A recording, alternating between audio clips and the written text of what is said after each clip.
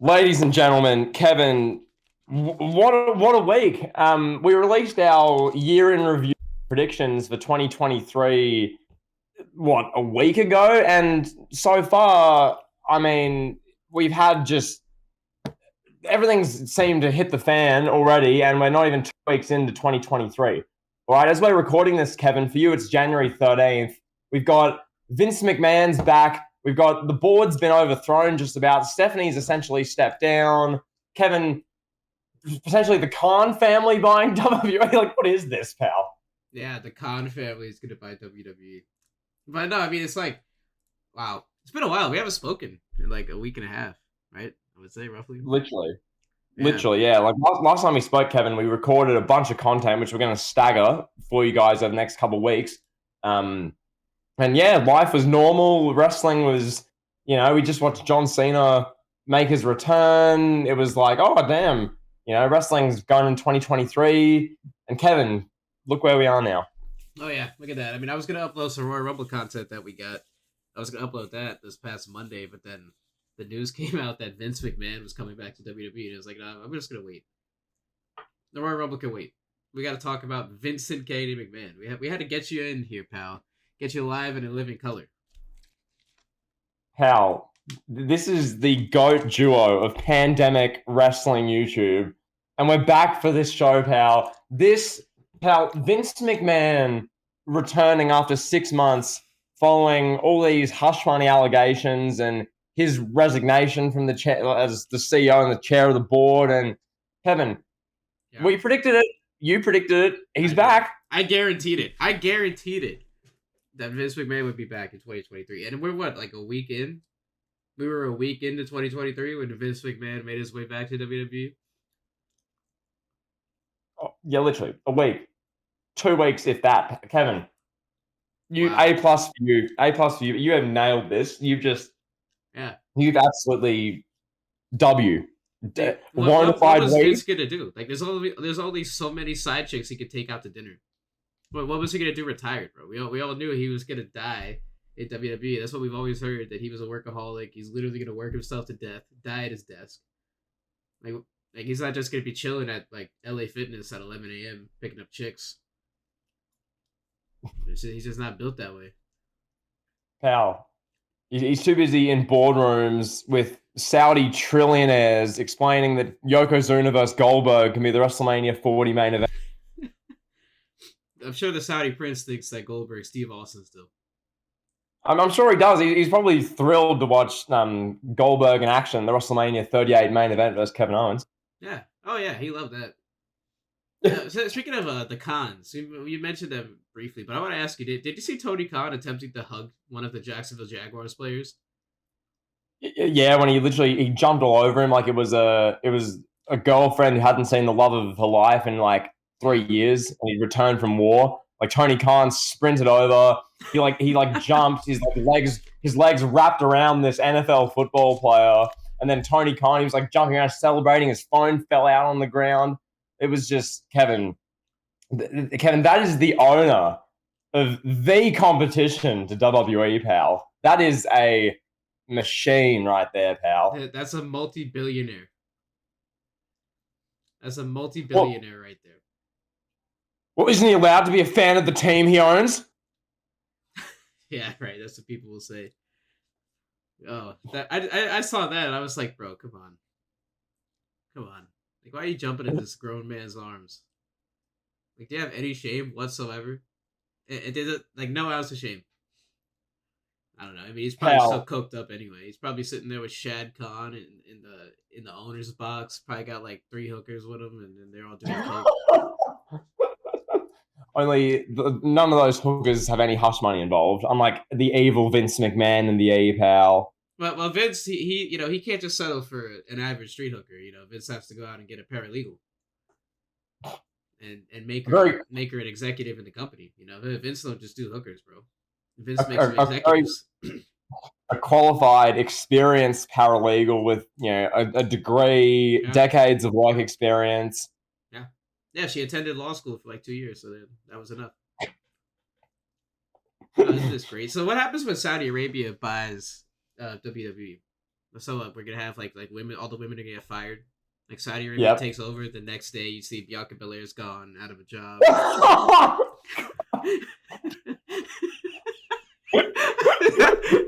Oh my god! And then Wow. like the whole women's division is just gonna go to AEW. When Saudi Arabia owns WWE, you're gonna have Bianca Belair shows up at AEW. Oh, Charlotte Flair is here now. Oh, then at Double or Nothing 2025, we're gonna have what's her name is here, whoever from WWE, whoever you want to name. Rhea Ripley. Rhea Ripley's in the Impact Zone. Oh my god! Can you imagine? Like I couldn't imagine. Like let's say in a hypothetical, like like the Saudi prince or one of these Saudi trillionaires buys WWE from Vince and the board and the current ownership, and obviously they make bank, and like what happens for the shows, pal? Like I think you pitched this off camera, but what, Roman Reigns loses the title to Yokozuna? Like what's gonna No, like, no. I said Roman Reigns loses the title to Mansoor at the very first show. The very first Saudi show. Like they're just not even trying to hide it at all. They're like, nah, we want no fucking Americans in this company. They just start, Mansoor beats Roman Reigns in like 35 seconds. Jimmy and Jey Uso try to save him, and Mansoor just like kicks both of them at the same time, knocks them both out the ring. You got like Jey Uso acting like he's Shawn Michaels at SummerSlam 05 when Mansoor like flicks his ear. Jey Uso goes flying. Like they're gonna change all the commentators. Michael Cole's gonna be working for a news channel in like Minnesota. Oh my god, that's hilarious. Nah, you picture Braun Strowman like brings back the greatest, and he then brings back Giant Gonzalez from the dead, and they have a match, and it gets like 100 billion views on like some Saudi Arabian channel. Like, I mean, Great Khali's coming back for sure. Oh, great! And Great Khali and Jinder Mahal destroying Roman Reigns. Yeah, like, of course. Muhammad Hassan will probably be back too. Oh my god, Kevin! I saw you mention Muhammad Hassan on Twitter, and you got a nice slap on the wrist from everyone complaining. It's so racist what you tweeted. Yeah, so for the people that don't know, I tweeted this video of an old clip. For those that are too young to know this, because apparently I have to explain this. WWE, there was once upon a time they had a character named Muhammad Hassan. I believe he was born in Canada, but I think he was at the time, or he is currently still a practicing Muslim. So Vince was like, all right, we're gonna make a what's the word? We're gonna make a Taliban character. There we go. That was Vince's thinking. We're gonna make a Taliban character. So this Taliban character, Muhammad Hassan, is like sitting on a stage doing a Muslim prayer, and some Arabian goons come in and just beat up the Undertaker. And WWE took this clip, and to hype up the Muhammad Hassan and Undertaker match that was coming up at a pay-per-view, they put in Muslim music and Muslim prayer. They edit this in. So you got like Muhammad Hassan sitting kneeling on the stage praying. This like Muslim prayer music is going on in the background. Undertaker's getting beat up by Arabian goons. And I saw this video on my Twitter, and I was like, I'm gonna tweet this. Like, this is hilarious. This is so good. The tweet that I saw originally was somebody tweeted and said, "This is how Saudi Arabia is gonna get Undertaker back in WWE." Oh my god! So I saw that, and I was like, wow, this is what we're gonna see in WWE. I was like, this is what WWE is gonna look like going forward. And people got mad at me. And I woke up the next morning. I tweeted this at probably like 1 a.m. I woke up the next morning, and people were freaking out, thinking that I made the video. Like, they didn't know who Muhammad Hassan is. They didn't know that this angle happened. I was like so confused. People thought I took my time and like made this video. Like, I'm gonna take 2 hours and make a 10-second clip for Twitter. Oh my god! It was nuts. Kevin, I saw the tweet, but it had like 900 retweets. Like I saw it like 10 hours after you tweeted it, and I was reading the replies. I'm like, this isn't even like WWE made this. You're literally just like, what? Yeah. And people are like, oh, you racist, blah. I'm like, first off, you have nothing. Literally, WWE did this, and you just retweeted it. Like, you didn't even do anything. Yeah. It's always the tweets that I don't think are gonna get that much attention that I wake up the next morning or like whatever. I check my phone 4 hours later, and it's like a big fuss. Kevin, also, I saw that tweet. And I laughed a lot, like that, just because I hadn't seen that clip in maybe like 3 years. So I opened my timeline. That was the first tweet I saw, and like I click it, play the video, got the volume playing, got the Undertaker. He's minding his own business. Like those Arabian goons bust in. You got that prayer music playing.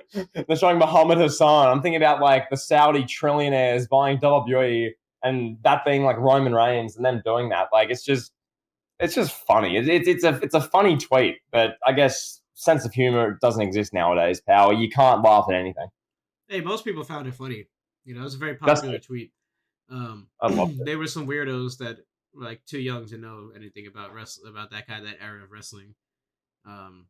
That were like freaking out, which was I still think that was weird. Like people are actually like, what goes on in your mind to think that I actually made that? Like, Kevin, no, you sat there for half an hour finding stereotypical Islamic Muslim music and putting that over a WWE clip, and you tried to do that for clout, like, bro. Anyway, so pal, all right, hold on before we continue. Let me pull back the the fourth wall, the curtain back a little bit. So I have a one of my good friends is a practicing Muslim. So I sent him this tweet. And I was like, "Hey, bro, what do you think about this?" You know, I was like, "Hey, people on Twitter are freaking out because I tweeted this. Like, give me your honest opinion." And he was laughing so hard. He was like, "What did I just watch? like what is going on? Like, why is the Undertaker getting beat up by my people?" And I was like, long story, bro. You know, WWE used to be crazy 20 years ago. Long story. Like I thought the one you tweeted of Triple H, literally Triple H and Ric Flair walking up behind Candice and Michelle, literally just pulling her skirt up, like looking, making comments, and like slapping her ass, and then running off as she's like angry. I thought that was far worse than the Saudi, like that tweet you did. But it's yeah, that was far worse. But the response to that one, everybody's like, "Oh, it's a character. It's a character, bro." Like what? Like obviously, it's fucking wrestling is fake. Like, come on. Yeah, I know it's ridiculous, but yeah. I mean, Kevin, I guess the kind of moral of what we're kind of talking about here, Saudi Arabia and the prospect of them buying WWE. Now, Kevin, I want to talk one thing. As far as, I guess, I mean, this is probably more your area of expertise. Yeah. In the sense of the journalism side of this, how this was covered. Yeah. Because I logged in because I mean I spend my whole day at work. I barely check social media. I get on YouTube. I check Twitter at the end of the day. And Kevin, it's been this like big storm. WWE sold to Saudi. Saudi buys WWE.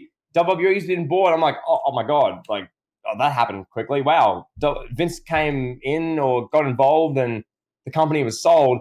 And then within like 12 hours, no, it was fake news. It was misreported. It was all headline clickbait. There was some murmurings and some discussions involved with Saudi Arabia, but really what's happening, Kevin, is there's a bunch of potential entities who can buy WWE. There are a bunch of these NBC and Disney, and we can go through and name them in a minute, but a bunch of places people can buy them. Saudi, there was some conversation with that, and then a couple of wrestling journalists, pal, a couple of people in the wrestling media sensationalized the headline that Saudi bought WWE just for clicks and misled everyone. Yeah, I'm trying to find right now who the Twitter account was that first broke it. Because the Twitter account that broke the news is not a credible news source. Like that was the thing. There was not a single like credible journalist, and you use that term loosely with wrestling journalism, but there wasn't a credible source that was tweeting this that Saudi Arabia had been purchased or Saudi Arabia had purchased WWE. I mean, like every news story that we've seen regarding this whole Vince McMahon saga, the WWE sales saga, you have like the Wall Street Journal or like the Washington Post or like the New York Post or somebody like that, some credible big time journalism enterprise was tweeting this out. But like what I think happened is like people wanted it to be true so they could so bad so they could just freak out, Yes. And like me being me, I made a meme out of it. Like I saw the tweet and I was like, no, this is not real, bro. Like I can't remember the Twitter account. I don't know if we should mention it. Basically, sorry to cut off here. I want to just set the base. I've got an article in front of me. So in a since deleted tweet, Stephen Mulhausen of DAZN reported Tuesday that WWE had been sold to Saudi Arabia's public investment fund and that it would revert to being a private company rather than a publicly traded one. Then Cassidy Haynes of Bodyslam.net later reported that while WWE and Saudi Arabia have agreed to a deal in principle, it hasn't been finalized. So those two things got tweeted. That Stephen guy at DAZN just tweeted that, and then Cassidy Haynes jumped in, and then a circus broke loose, and it became a free-for-all. And Kevin, as you say, people wanted it to be true. They wanted, they wished it into existence. Same thing is happening with Andrew Tate right now. Everyone wants him to be a human trafficker. They're wishing it into existence. It's not actually true. Same thing with the Saudi Arabia situation, pal. Some Steven guy tweets it from DAZN. All of a sudden, oh my god, WWE sold, Vince McMahon sold to the Saudi. Yeah, that was like the frenzy about it was just people freaking out, and yeah, I was like, okay, I'll believe this when I see, like Sean Ross Sapp or like Dave Meltzer or the guy from Wrestling Inc. Somebody like that. Then I would believe, okay, this is probably real, But it was the guy from DAZN. There was another guy from another website or some other company. We've never heard of this guy from DAZN. He's like, we would never know who he is. He might be a credible journalist. He might be a troll. I don't know. I've never heard of the guy. But he got himself like a good 10 minutes of fame here, falsely reporting that WWE had been purchased by Saudi Arabia. I wonder who leaked that story to him. Who do you think it was? Who do you think was the leak? Was it Stephanie McMahon? Shane McMahon? Oh. Linda McMahon? Oh. Linda McMahon did this to get back at her husband, pal? I mean, I'm not going to begin to speculate on that, but feel free in the comments if you want to have a pick. Who leaked this to Stephen Muhlhausen of DAZN? Like, where did this come from, pal? Because, Kevin, obviously in this industry of journalism and reporting, being the first to break a big story like this is a big deal. Yep. That's what a lot of these journalists and people kind of fight over, the ability to be able to break such a big piece of news. It just so happens that this, much like a lot of things, isn't actually true and it's misinformation. So, absolutely. Yeah, I mean, it was just, it was wild. All right, so to recap everything that's gone on since you and I last spoke, where do we even begin? All right, so the first piece of news that broke is that there was a rumor that Vince McMahon wanted to find his way back in WWE. He was going to angle to be at least back on the board. And then like a day later, it's like, oh, Vince McMahon's back. And then everybody's freaking out, thinking, oh, Triple H is going to lose his power. Vince is back. We're going to go back to WWE, how it was before July and the past 10 years. Everybody loves what Triple H is doing. And I mean, I agree that the show flows a little differently. They don't insult our intelligence like they did under Vince's watch. But, I mean, Triple H is not setting the world on fire here in terms of how he's booking shows. No, not at all. No. But I mean, having Vince back, it would definitely be a step backwards. I think nobody wanted that, but that was like, okay, so that's the next news story. And then what? Then it comes out that Saudi Arabia is interested in buying WWE. It comes out that Netflix is interested in WWE. Then Stephanie McMahon resigns, like after the Saudi Arabia rumor. That was hilarious. The timing of it all, because Kevin, that happened like the same day that Vince McMahon was unanimously voted in by the board, didn't it? Yeah, like that was right after the rumors of the Saudi Arabia, or like right before the rumors of Saudi Arabia bought WWE. I think it was right before. Yeah, because this all happened like a domino trail. Like Kevin, I'm sad because, as I mentioned, like I've literally been basically working at my job for near enough every day the last 2 weeks. I'm not really seeing this play out. Like I'm not living online during this, but all I'm seeing, right, I'll check Twitter at the end of the day, and all of a sudden, like 4 of these dominoes have fallen. Oh my God, this company's expressed interest. Vince McMahon's now been voted in by this person on the board's resigned. Stephanie's done this rumor's popped up. This person says that. Like, Kevin, it's just for the last week and a bit, it's been just a free-for-all of dominoes tipping over. Stephanie stepping down is a big one. Vince being re-backed by the board, and Vince get like it's like Kevin. We did our predictions, and you literally said it was like your top prediction. Yeah, Vince will be back next year in no time. Vince will have a big role in 2023. I was like, yeah, I agree, but I don't think it'll be too soon. And within a week, Kevin, Vince McMahon is dominating wrestling news. Vince McMahon is potentially within days about to sell off WWE for God knows how much money. It's nuts. It's $6.5 billion. Wow, Yeah, that's a lot of money, pal. yeah, That's yeah. WWE's worth as much as the New York Knicks. that's $6.5 billion. wow. Yeah, think about that for a second. So, Point that and then don't forget the billion. other rumor of Nick Khan having dinner with the CEO of Disney. That came Oh out my too. god. It's like, wow, okay, so I mean, we've heard the rumors that Disney wanted to buy WWE, but like now I guess it's coming to fruition. Um, Yeah, just what is WWE gonna look like owned by Disney? What, we're gonna have Monday Night Raw and Disney Plus? But I don't even. I couldn't because obviously people like make memes of it, like, oh, we're gonna have Charlotte Flair versus like a Disney character in a match. Like obviously, like it's gonna be this probably the same Triple H product where it's just kind of in matches and the stories are a bit more consistent, but there's nothing that's like setting the world on fire really. It's just like okay wrestling that there's not too much buzz about, and right, that's just on Disney.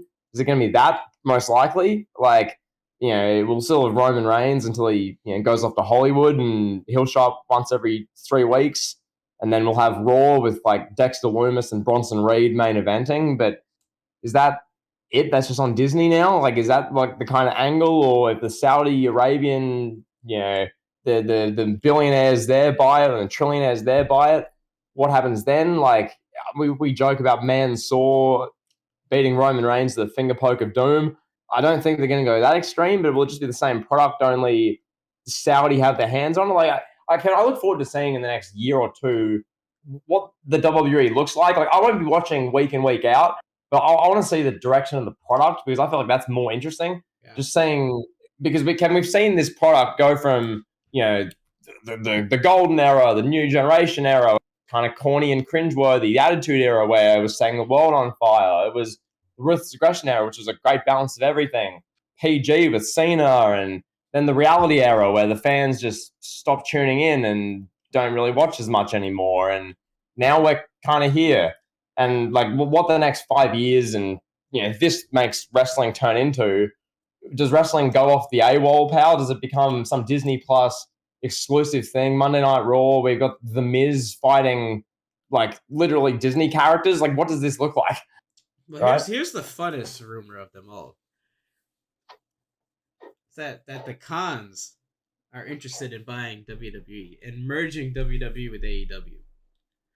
Oh God. That's the most interesting one of them all. Really, I mean that one came out and it's like, okay, now we're talking here. Now from a comedy standpoint, I'm so down to see AEW and Tony Khan and Shad Khan purchase WWE. I mean they could do it. They got the money for it. They're beyond billionaires. Why not? I mean that would be amazing. Imagine the wrestling world would explode. It would be like unlike anything we've ever seen. Like people would just be freaking out. Pal, that would be nuts. Like that. Like, can you imagine Wheeler Yuta versus Brock Lesnar in a lights out match in the main event of a pay per view? Like Double Yeah. or Nothing 2024. It's like Wheeler Yuta versus Brock Lesnar. Or like would Brock Lesnar just refuse to go to work because Tony the Khan's owner? Like what would happen in that reality if that happens? Like How would does the CM meeting go Punk? down? Go ahead. Yeah, sorry, no, you go on, you go on. How is that? How does that meeting go down? Like Tony Khan and Shad Khan show up. They meet at some hotel in Connecticut with Vince McMahon and the other board members, and Triple H is there. And Tony Khan's just like, yeah, I want to buy the company.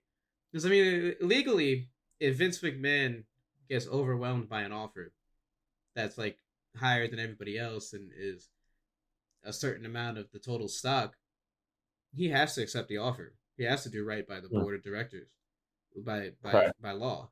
You know. By the shareholders. Yeah, Yeah, what did I say? Board of directors. Yeah, sorry, by the shareholders, by law. yeah, So he could like force him into selling. You know, they could do that, and they have the money to do that. Um, correct. Like Yeah. how does that meeting go down? And then you got what Tony Khan shows up the next night to Monday Night Raw, and he's like, "Yeah, I run this place." That would be I can't even process it. I mean, what would happen? Like good thing it's not my job to process it and sort everything out. Could you imagine? Because obviously it's like historic, and everyone remembers when Shane McMahon was on Nitro on like the final episode type thing. They did the simulcast. Like, everyone remembers that. Yeah, Can you imagine Tony Khan in the ring on Raw doing that same thing? Triple H in the ring on like a live AW simulcast at the same time. Like that would like break modern wrestling. yeah. Triple Would H it is like, be? I own AEW. Ugh. Yeah. Like, I run AEW. Adam Cole is gonna be booked right for once. Like, it's Yeah, what would just wrestling look like? like Kevin. We are at an absolute crossroads with wrestling. I see what you did there, That's pal. where we are. Like Kevin. Oh, you're hinting at Cody returning. Oh, the crossroads. But I think that's the point, right? Like, yeah, because obviously it's the crossroads in the sense of where wrestling goes from here. If something else buys it, God forbid the Khans buy it.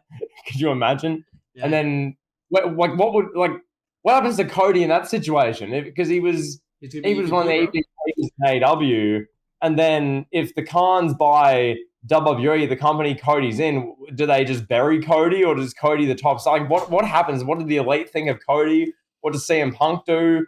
Does Brock Lesnar and the part timers from WWE refuse to work? Does Cena come back again? Does Reigns just leave straight to Hollywood?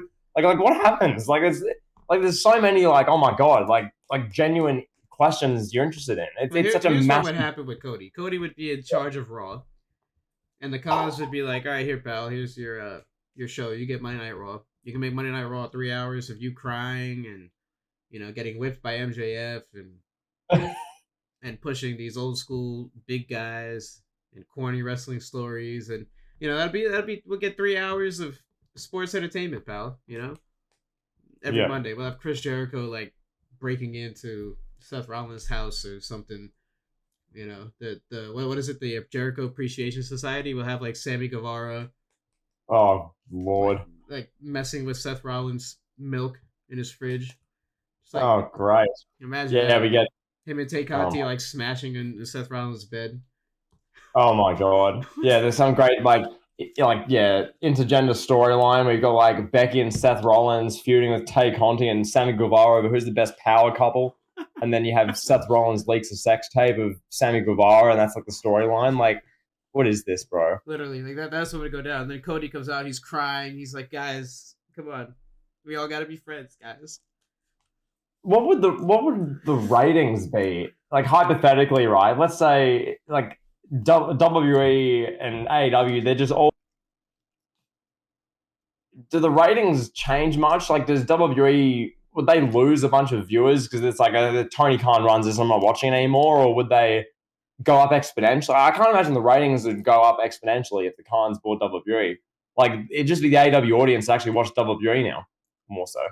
Right. Like, right. Yeah, they have to at that point. And then you'd have people, then they would be saying, "Oh, this guy's so great." Like Braun Strowman would be everybody's favorite. All the people that hate him. Because then I don't even know, because wrestling just be having wrestling owned by just the one entity. I mean, we kind of saw this with WWE in the mid 2010s to late 2010s before AEW came around. It just becomes like there's one regime, there's one way of doing things. Like WWE in 2018 was god awful. That was some of the worst wrestling I've ever seen. Then you got Dean Ambrose in a Bane mask. You've got just utter rubbish every week, pal. Terrible wrestling content. You got Jinder Mahal out there feuding with Roman Reigns for like 3 months. It's just awful.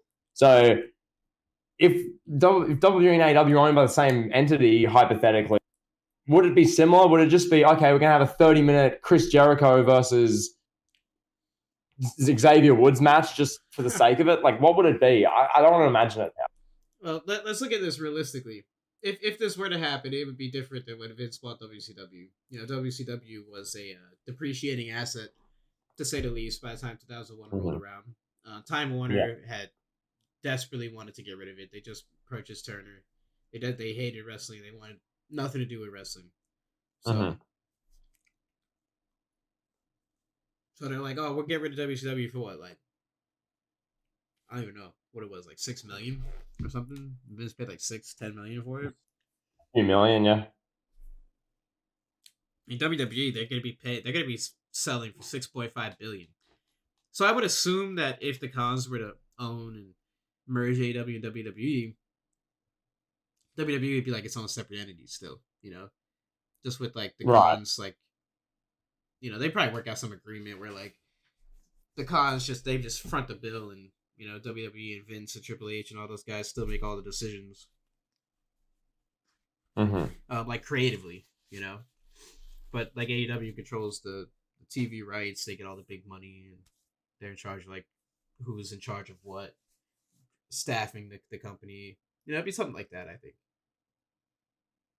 Yeah, I don't think AEW would just flat out. I mean, that'd be nuts if AEW just flat out owned WWE, like owned everything. That'd be so effing weird. Like, oh my god. Like, the WWE network becomes the AEW network. Oh my god. Oh, that would be crazy. I don't think that could happen. I don't even think that's possible at this point. Kevin, nothing's impossible after what we've seen last year or two. Like, never say never to anything. Yeah, right? Maybe Kanye West will buy WWE. Who knows? Who knows? Yeah, maybe Tate will come out of jail and buy AEW. Like, you don't know anymore. Like, yeah, the Jaguars could win the Super Bowl at this rate. Oh my god! And then Triple H will have to present Tony Khan with the WWE Championship belt, pal. That's so fun. Tony Khan rejects it and goes on an AEW World Champion. Said Paul. No, that would be hilarious. I'd love to see that. That for content, that'd be great. Yeah, Tony Khan just snatch the WWE title belt from Triple H and throw it to the side. Becomes like a legendary meme. Like Tony Khan is just cringe smiling in Triple H's face. Oh god, just awful. Isn't that great? Yeah, wow. But no, it just there's so much going on right now that every day there's stories which you don't know whether to believe or not. Right. There's lots of fake news being reported. In reality, what we do know is that Vince McMahon's back, involved with the board. WWE are really pushing and making a push towards a sale. So now, realistically, a month ago would have been a great time to buy WWE stock if you're into trading. Yeah. I did a little bit, and it's gone up obviously because there's rumors of a sale. So that's been good, I guess. So that's one positive. But yeah, interesting to see where it goes, pal. There's just so much happening in wrestling at the moment. I know, right? I thought for sure I was going to be 2 for 2 on bold predictions this past week.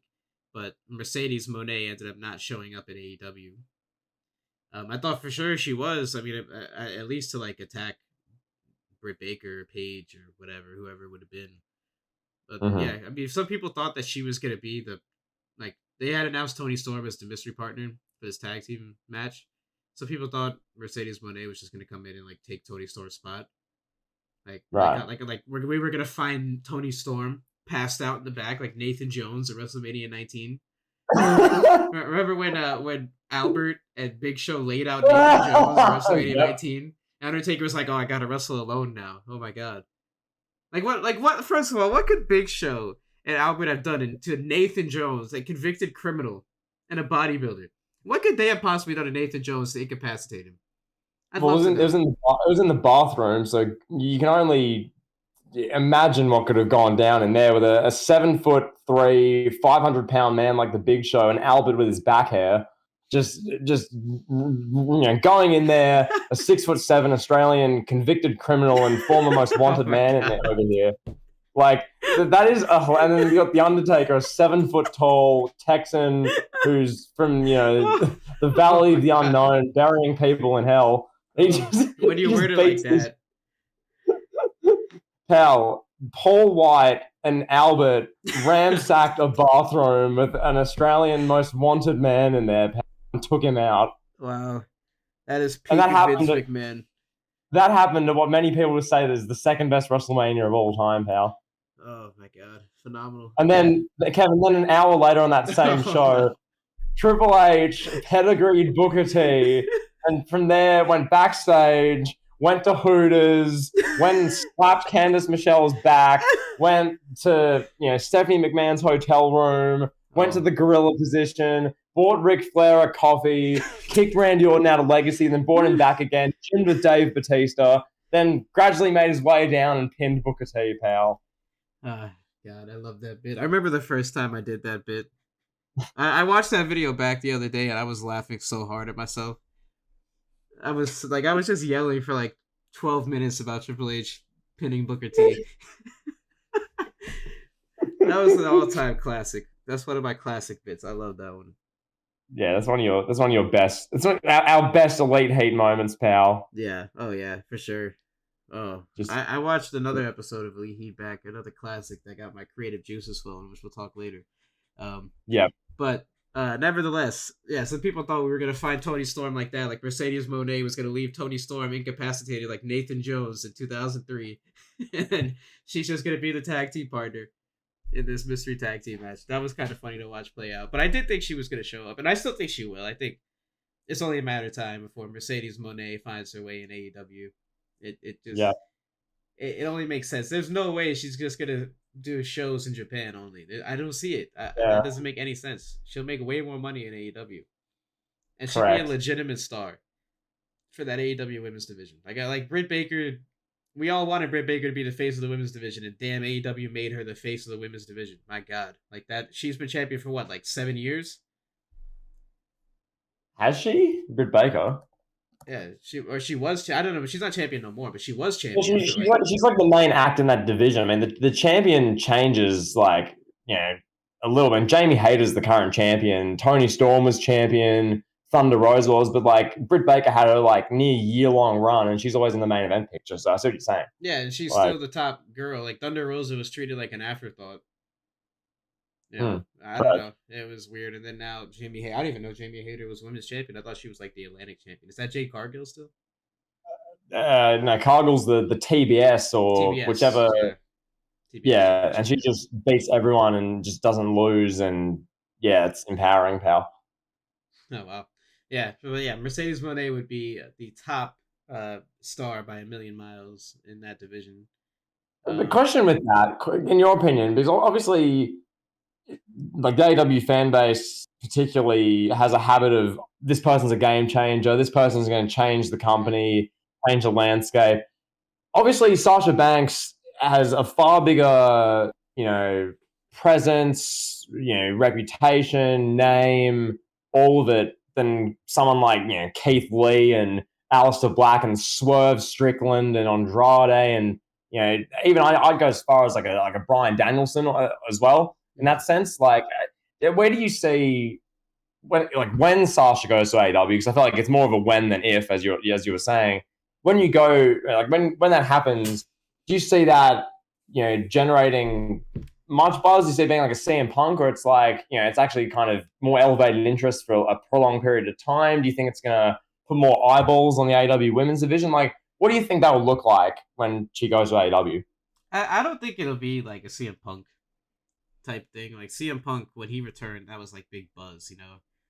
All the journalists, mainstream media was picking that up. You see that all over ESPN websites, like articles and stuff. And the YouTube video of his return to like 11 million views or 15, whatever it is.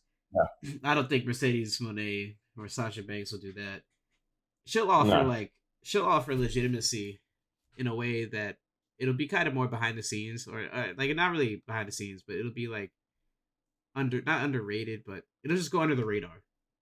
CM Punk is like more in your face, more brash, whereas like Sasha Banks, what she has that the other people in the AEW women's division don't have is like respect.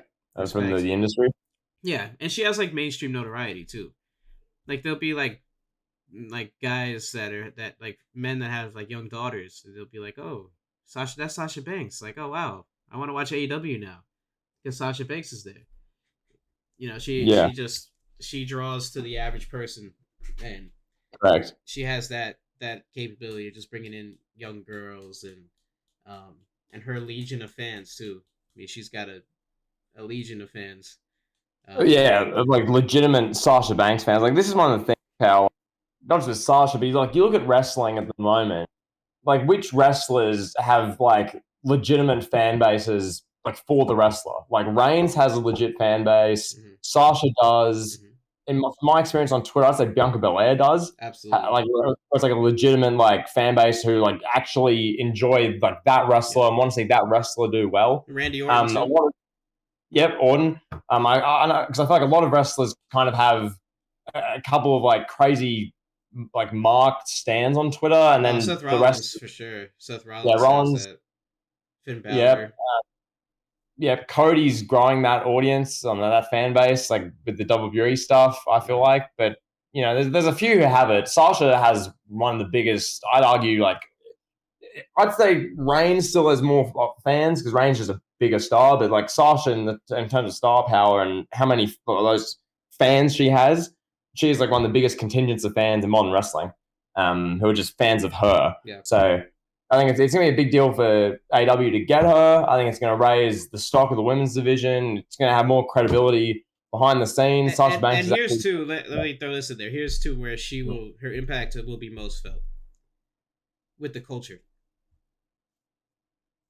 She's big for Black culture. She would be huge for AEW. AEW doesn't have anyone in Black culture. Cargill. Yeah, Jay Cargill. Yeah, to an extent, but I mean, she's no disrespect to her. She's no Sasha Banks. True. She's the closest they got for sure. But like, yeah, like WWE. You got so many throughout the years that were for the culture. And even wrestlers like Randy Orton. Randy Orton is like one of the biggest wrestlers in the hip hop community. And Ric Flair and all these guys. Like Sasha Banks brings that kind of legitimacy to AEW that they've been missing. They just I'm not saying they're not diverse because they have Keith Lee and sort of Strickland and the Acclaim and countless other people, but Sasha brings the culture there. Sasha brings the hip hop culture. Sasha will get Big Swole's kids watching AEW. Yeah, there you go. Yeah, that's how we'll phrase it. Like, obviously, I mean, this time a year ago, there was that big thing where Big Swole was like, "My kids can watch AEW, and they hardly see anyone who does well who looks like them." And everyone was like, "But Pentagon and Ray Phoenix, like, not the same thing." Andrade, like, no, idiots. Yeah, they'll bring the swag. She'll bring the swag that AEW needs. She'll be that missing piece. But pal, they've got a great women's division. They got Toni Storm, who's most famous for Charlotte cream pieing her on SmackDown, starting OnlyFans. Wow. She did what? Is that not wrong? Charlotte did what to her?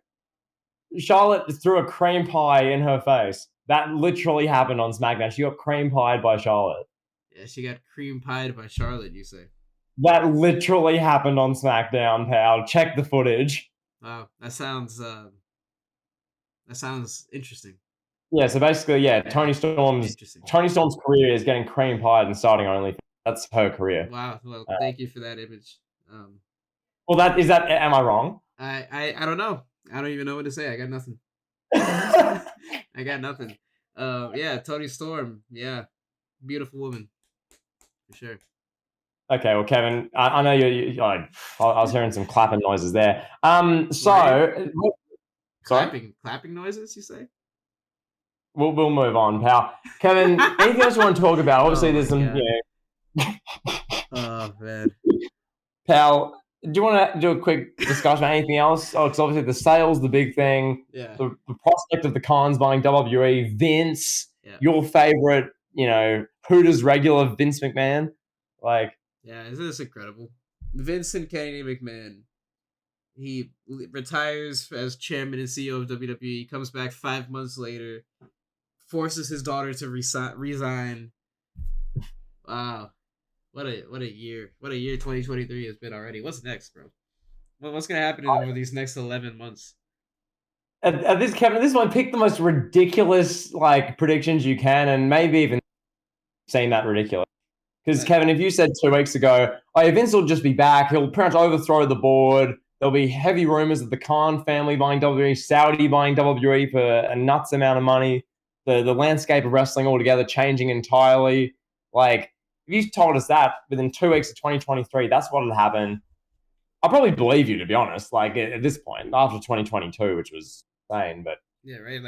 Is R. Kelly gonna show up in WWE now? They're gonna Vince is gonna free him from jail, pay his bond, and we're gonna have R. Kelly sitting there on Raw, on commentary, what?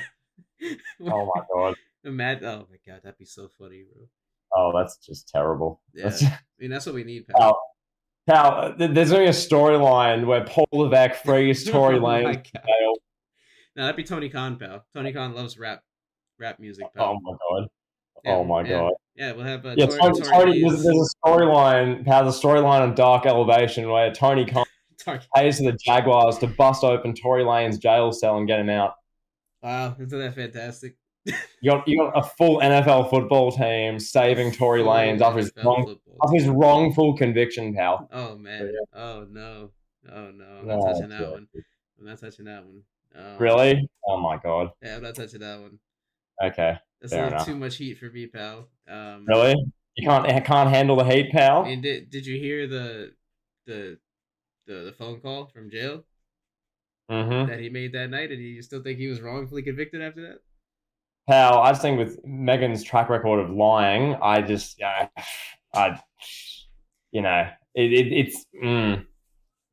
just believe her. It's like, okay. Oh well. Yeah, I don't know. At this Yeah. point, I don't know what to believe.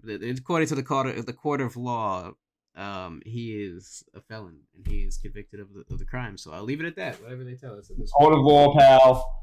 The court of law, pal. Yeah, I don't know how we've ended up. We've ended up here with Megan the Stallion, who literally slept with Ben Simmons. We've ended up here. wow. You know, it's funny too. Speaking of the court of law, how come Chris Benoit never got a rightful trial?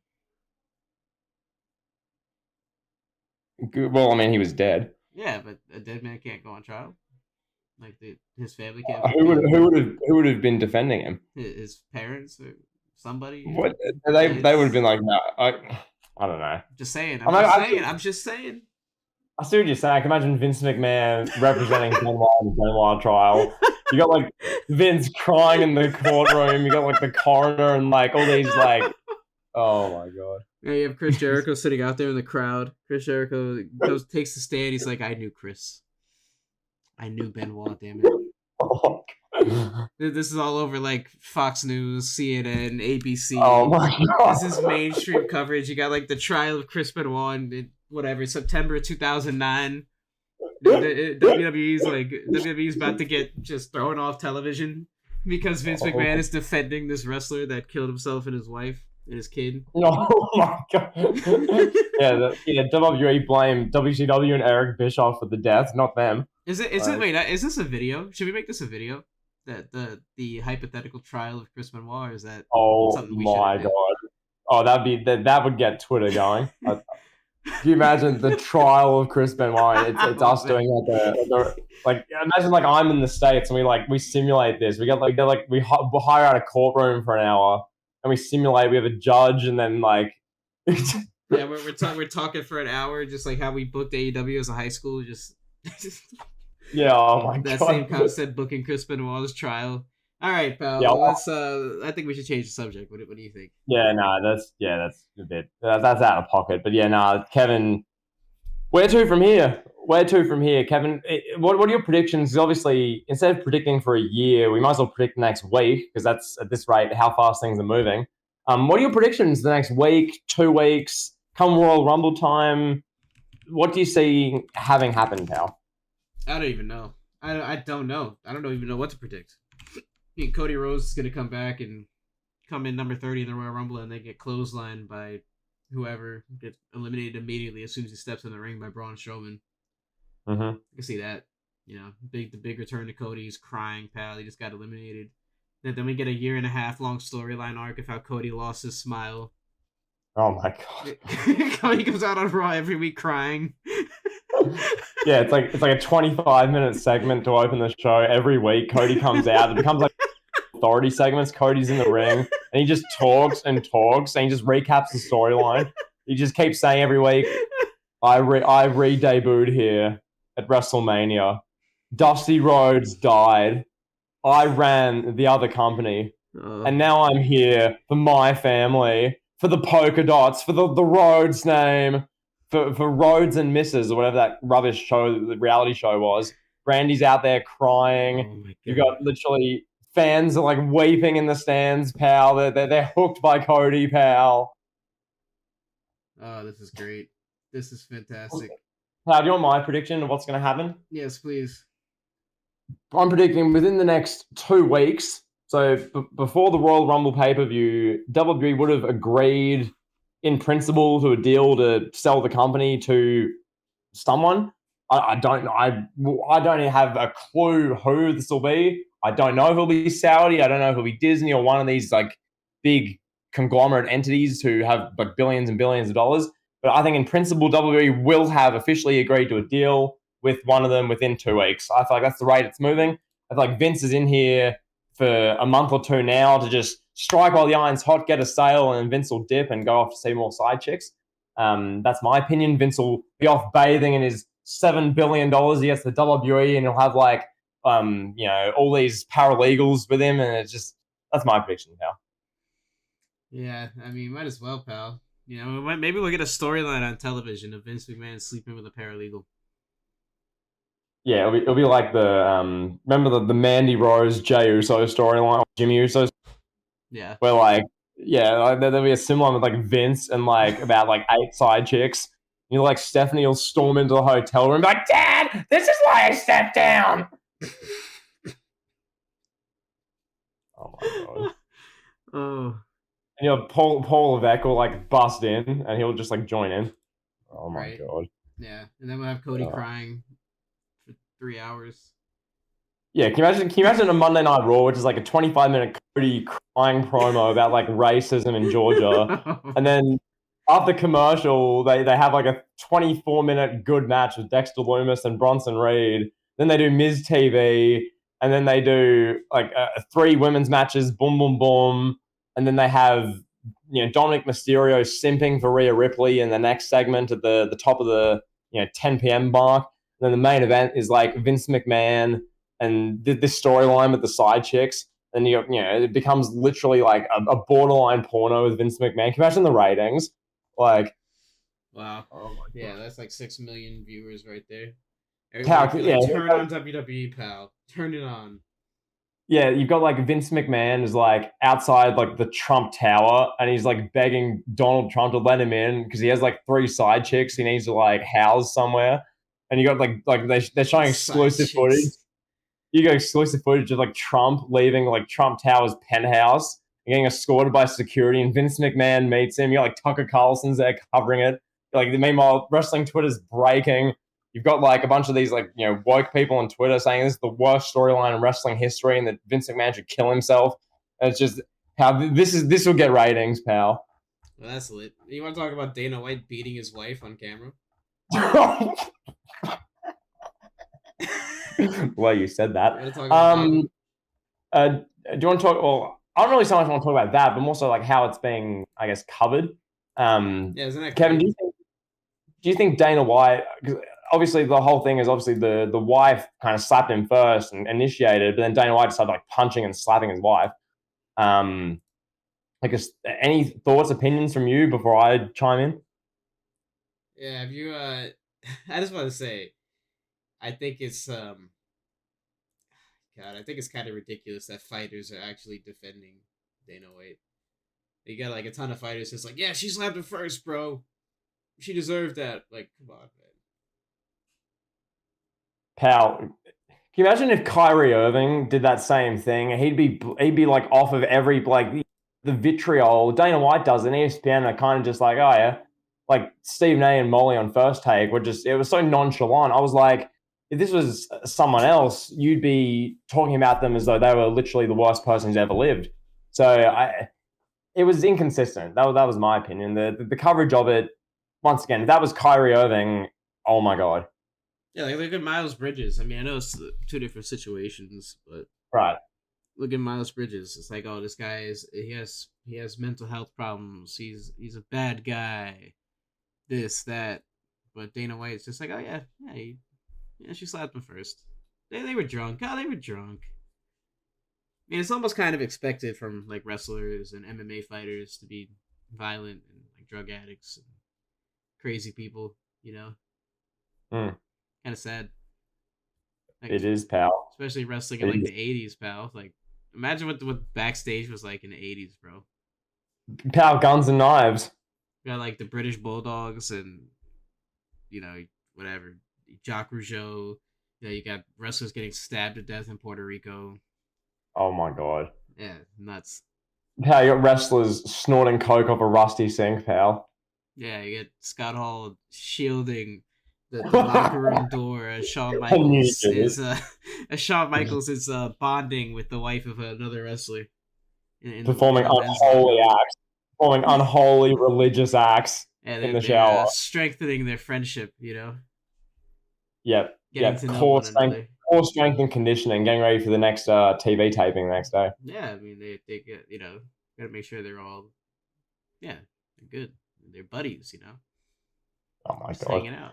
While Scott Hall and Kevin Nash keeping watch for said wrestler. Yeah, Yeah, but like it's Mark Merrow and like all these wrestlers try and like get to the locker room door, and Kevin Nash like throws them across and like. oh my Oh god. That's the most my insane story. I think it was Kevin Nash that told that story in a shoot interview. That's god. insane. Insane. It's absolutely nuts what I love happened. those.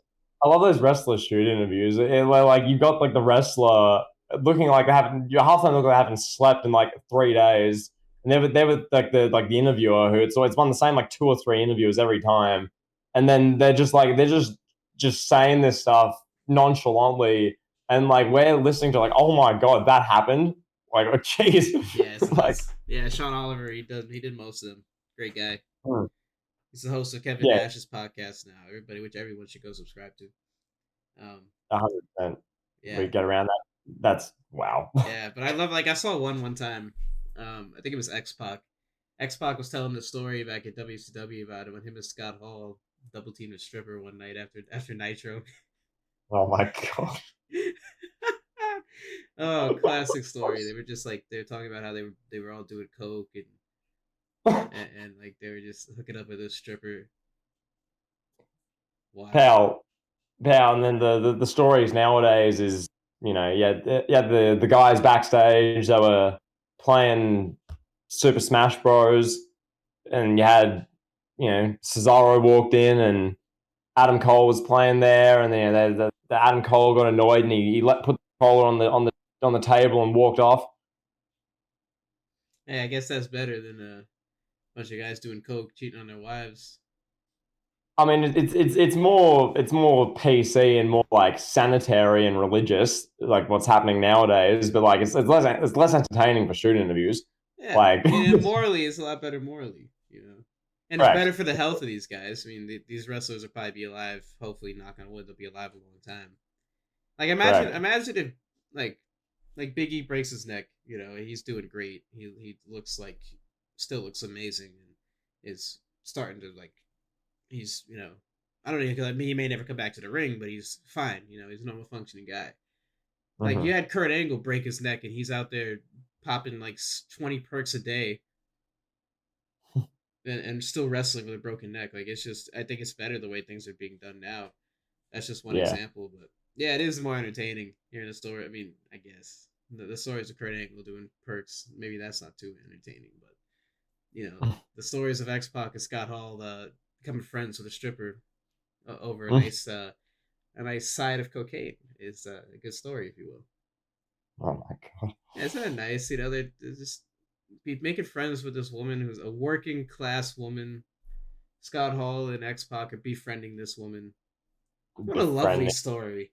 befriending. Oh my What god, a this guy. positive, uplifting story, pal. How? Oh, okay. Anything else you want to talk about here before we get out?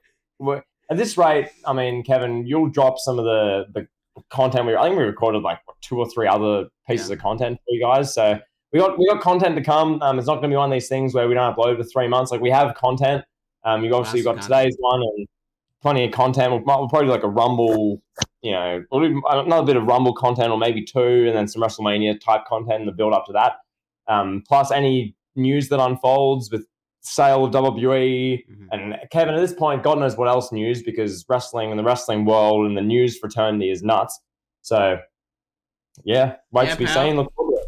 Yeah, I think it's time to get out of here. No, I could talk all night about X Pac and Scott Hall hooking up with strippers. So yeah, might as well cut me off while you can, pal, because I love that Yeah, stuff. So yeah, yeah. this is great. Yeah, more content's coming. Yeah, we got some Royal Rumble content. We're gonna do some more good stuff. here in the coming future. I'm gonna tell you my ideas off air for some creative content, pal. Oh, some zesty content. Are we gonna do Yeah. a pile of Chris Benoit, or was that a bit too edgy? Yeah, I think it's gonna get a bit steamy at Elite Heat. Oh, a bit racy up in the Elite Heat studio there, Yeah. John. Oh yeah, it's gonna get edgy. But yeah, so thank you all for listening. You're all great people if you're still stuck with us, and yeah. Till the next time.